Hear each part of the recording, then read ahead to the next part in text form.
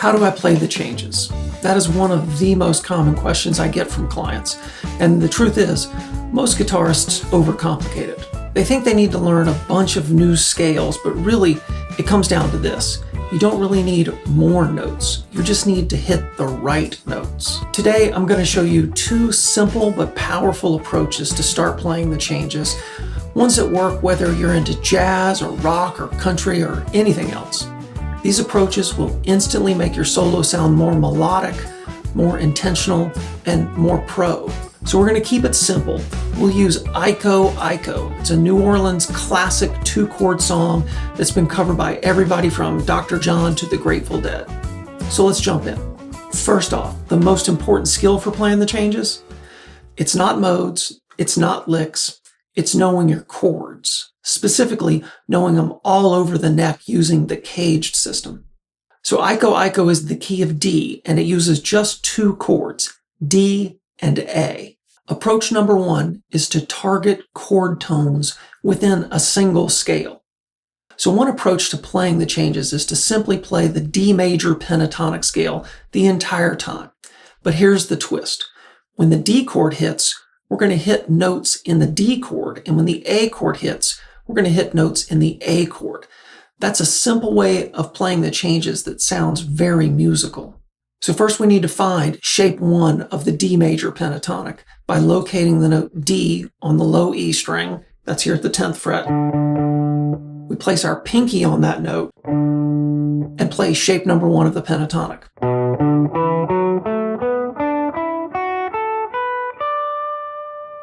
This is what we call the G shape of the major pentatonic in caged terminology. So if you look at the highlighted notes on this diagram, you will see the G shape of D overlapping with this shape of the pentatonic scale. Those are your strong notes over the D chord because they are actually notes of the D chord, hence the term chord tones. So the other chord in the song is the A major chord, and the caged shape of A that is located in this position in the neck is the D shape of A, which looks like this. You can see that these 3 notes of the A chord are all located in the D major pentatonic scale. This means that you can keep playing the same scale, but sound like you're outlining chords because you are by targeting the notes of each chord when the chord changes. So let me show you how that sounds.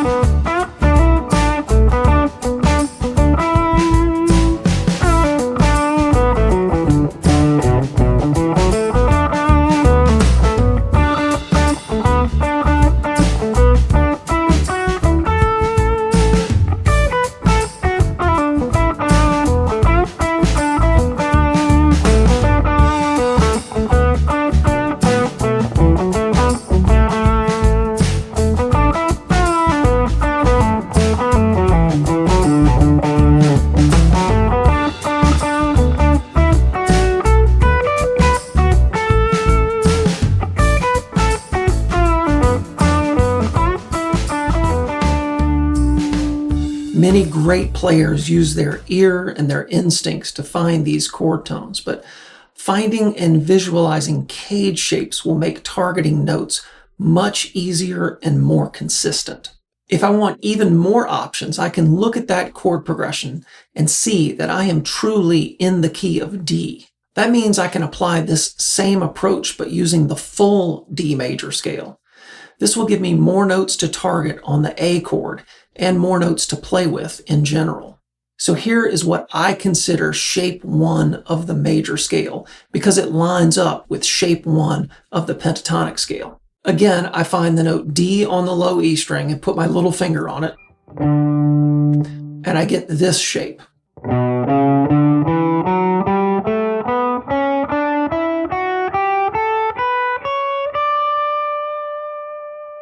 You can still see the G shape of our D major chord in this scale shape.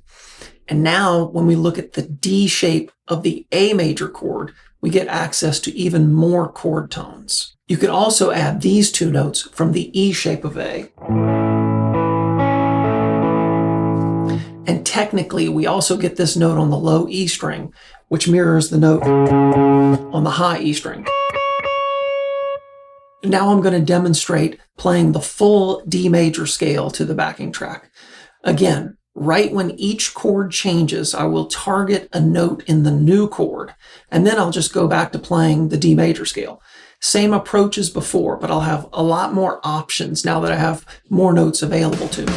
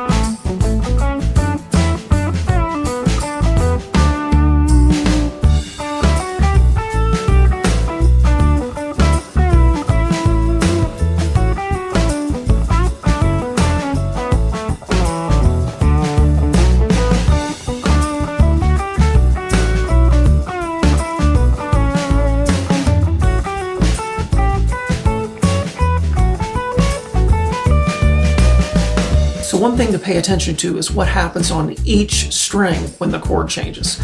So for instance, when I'm on the D chord, on the G string, I would get this note. When it comes time for the A chord to play, I get two possibilities. I get this note or this note. If I look at the B string, I get this note on the D chord, this note on the A chord. On the high E string, I get this note for the D chord and this note for the A chord. So sometimes just playing the same lick but changing the ending note to match the chord of the moment, you can really play the changes in a very simple way. Let me give you a couple examples of that.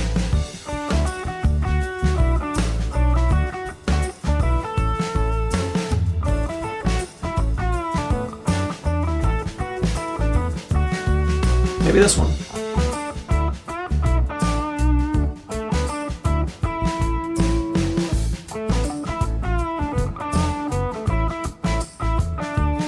Maybe this one.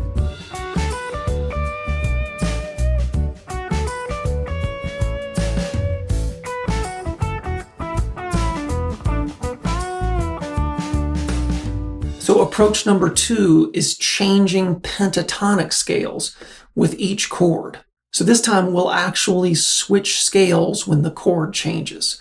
Over the D chord, we will play a D major pentatonic, and over the A chord, we'll switch to A major pentatonic.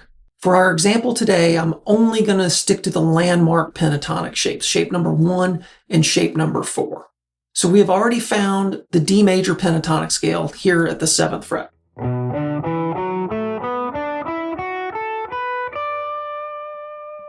Now we need to find the A major pentatonic scale. If I find the note A on the low E string, put my little finger on it, that gives me shape number 1 of the A major pentatonic.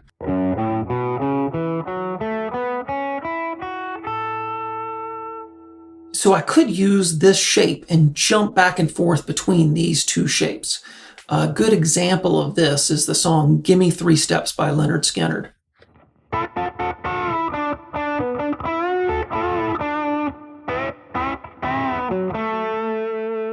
But I want to find a shape of the A major pentatonic scale that's in closer proximity to shape 1 of the D major pentatonic scale.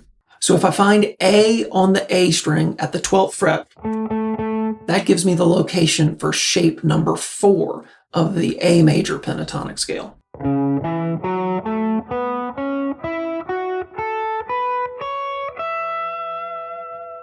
So we have shape 1 of the D major pentatonic scale right here.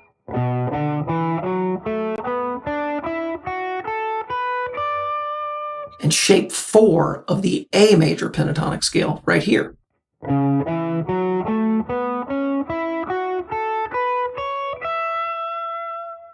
It will be much easier to connect these two shapes since they are closer to one another. Now, I'm not just going to change scale shapes as the chords go by. I want to target the chord tones when the chords change. We already established the chord tones for the D chord within shape 1 of the D major pentatonic. That's the G shape.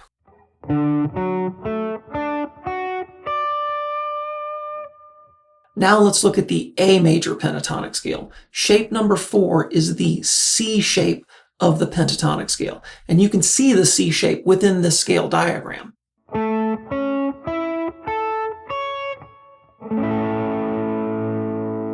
These chord tones are what I'll be targeting right when the chord changes to A to highlight that chord change. So what I'll be doing is starting on the D chord. I'll play a D major pentatonic phrase ending on a chord tone of the A chord.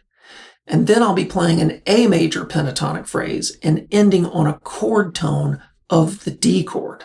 So again, to be clear, I am not simply switching back and forth between the two scales, but I am targeting chord tones of the new chord right when the chord changes.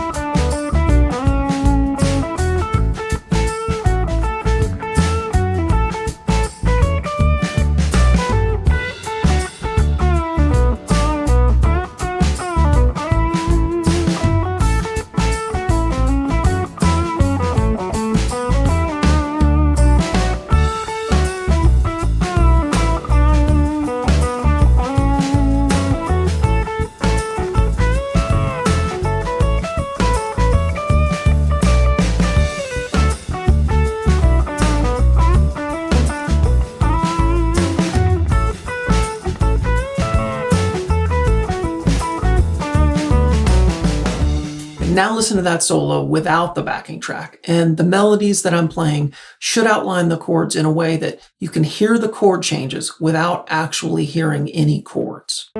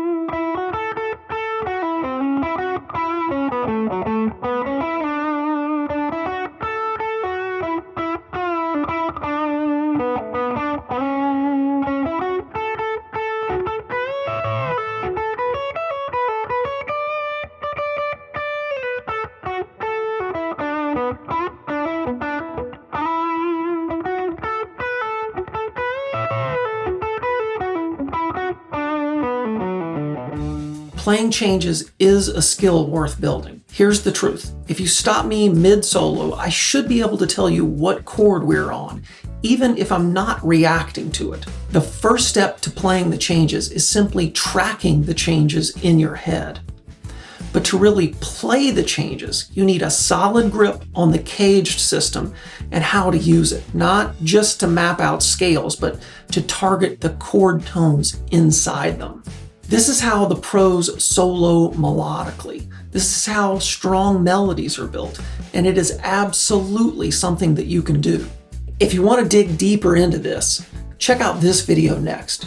It walks you through how to unlock the fretboard using the cage system so that you can start playing musically and making these connections anywhere on the neck. Thanks. I'll see you next week.